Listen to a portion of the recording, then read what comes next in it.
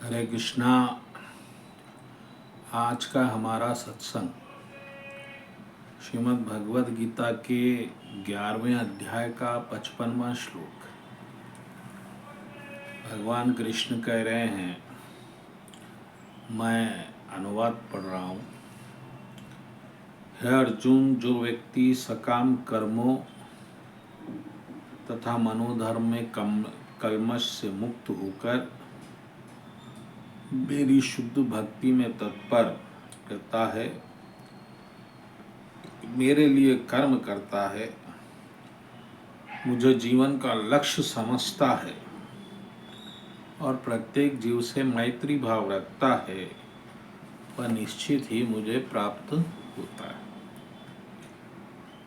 तो इसी श्लोक के एक एक शब्द पर हम आज सत्संग करेंगे, क्योंकि भगवान कृष्ण को जो लोग प्राप्त करना चाहते हैं उनके लिए ये श्लोक महत्वपूर्ण है। इसमें कृष्ण भगवान ने 4 गुण बताए हैं। ये 4 गुण आप में है तो आप निश्चित ही प्रभु प्राप्ति के अधिकारी है।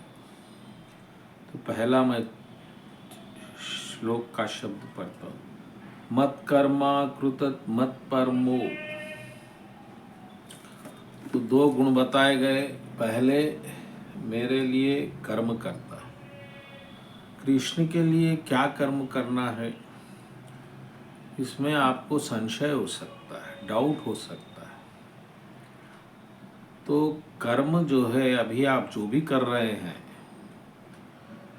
अगर वो आप इस भाव से करेंगे कि ये भगवान के लिए है और सीधा प्रभु से जुड़ा हुआ है,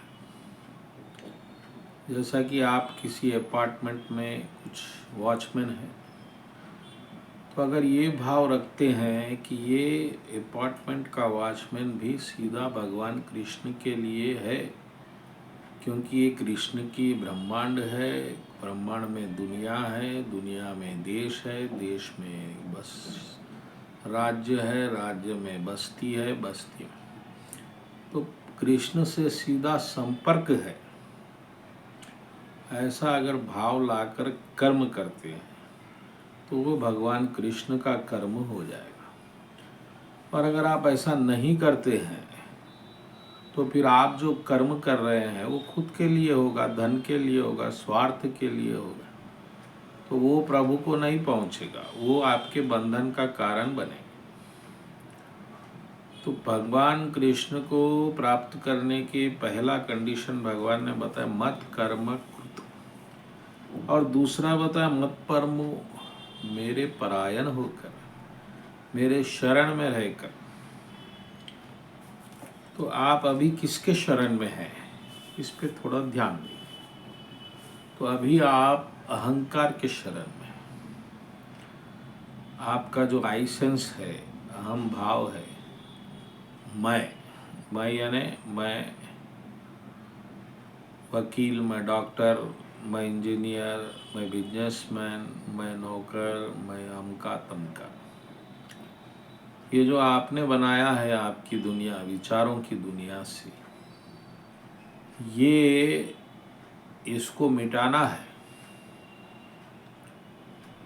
इसको मिटा के मैं सिर्फ प्रभु का दास, मैं सिर्फ प्रभु का भक्त, ऐसा भाव बनाना है।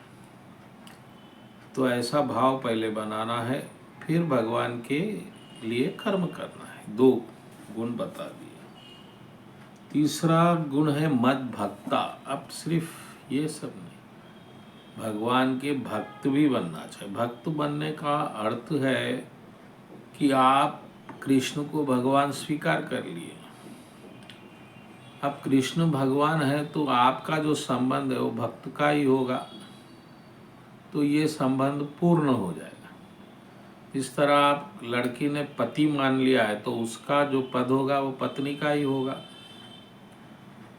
तो आपको कृष्ण को भगवान मानना है और भगवान की शरण में जाना है और उनके लिए कर्म करना है। ये 3 गुण हो गए। अब चौथा गुण संग वर्जिता, और अपनी सारे इच्छाओं से मुक्त।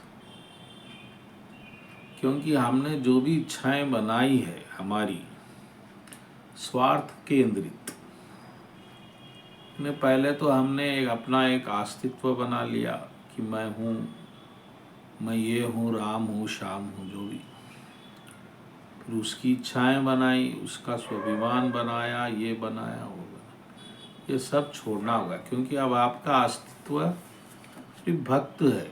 आप भक्त है और वो एक भगवान है। तीसरा यहाँ पर कोई भी आपका अस्तित्व नहीं है। निर्वैरा, पांचवा गुण, छठा गुण जो भगवान बताए, निर्वैरा सर्वभूतेषु, यानी आप किसी से दुश्मनी नहीं करेंगे। तो ये बात आपको जरा अचंभित होगी कि कोई अगर गलत करता है, दुश्मनी करता है तो भी, क्योंकि आप सबको भगवान के अधीन देखेंगे। कोई गलत भी हो रहा है तो आप उसको भाव नहीं देंगे, आप भगवान पे छोड़ देंगे कि प्रभु न्याय करेंगे। मैं दूषित भाव अपने मन में नहीं पैदा करूँगा, क्योंकि सब कुछ भगवान है, सब कुछ प्रभु का है। तो फिर आप किससे दुश्मनी करेंगे? सभी एक परिवार है, वसुदेव कुटुंबकम् है। तो इसलिए ये भाव भी आपको त्यागना है। यह स मामेति पांडव, अगर आप ऐसा भाव बनाते हैं तो निश्चित ही आप प्रभु को प्राप्त होंगे। सीधी बात। तो ये 6 गुण भगवान ने बताए कि पहले मुझे भगवान मानो, मेरी शरण में आओ और मेरे लिए कर्म करो और अपने अहम भाव को छोड़ो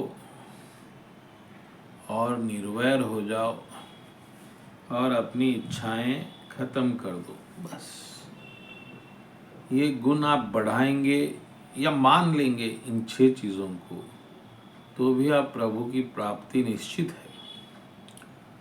वो भक्ति किस तरह हो, कितने माले जपे, वो सब प्रभु अपने हिसाब से कराएंगे। लेकिन पहले तो आपको ये 6 सीढ़ियाँ चढ़नी होगी, तभी आपको कृष्ण मिलेंगे निश्चित रूप से। ये भगवान का यहाँ पर भगवान की घोषणा है। अब करिए और देखिए, जीवन का लाभ उठाइए। बोलो कृष्ण कन्हैया लाल जी की